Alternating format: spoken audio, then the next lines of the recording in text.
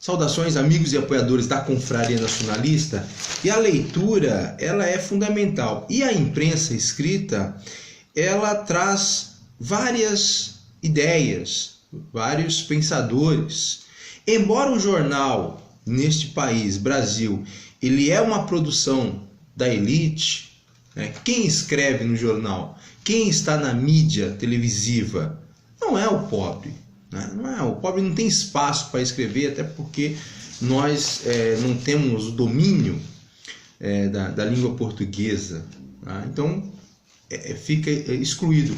Mas tem algumas figuras que acabam rompendo esse círculo, mesmo representando uma elite, consegue demonstrar um pouco do que a classe pobre sofre nesse país e também como que a política é dada, né, ou é feita por esse país.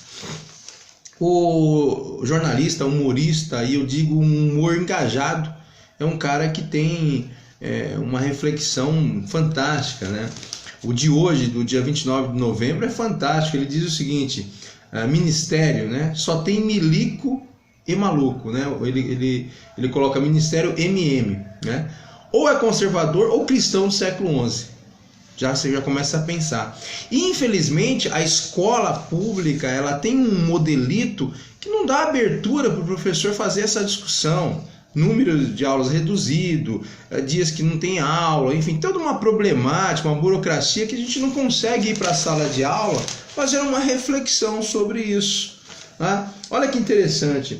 Ele diz o seguinte: Buemba, Buemba, macaco Simão urgente, o esculhambador geral da República. Bolsonaro quer ver o Enem antes. Ver tudo bem, quero ver ele responder, ha. E aí ele diz o seguinte: o ministério MM só tem milico e maluco. Ou é conservador ou é cristão tipo século XI. O Bozo nomeou o elenco dos cruzados, ha. E todos os generais foram da missão da paz do Haiti, ministério, o Haiti é aqui, trocaram o AI-5 pelo Haiti, ha. Fantástico, ele traz aqui um contexto histórico, mesclando com a atualidade. Agora, se ele vai conseguir fazer esse humor mais para frente, eu não sei se ele vai conseguir. E também na página ilustrada tem uma ideia interessante, que é do Contar do Calegari.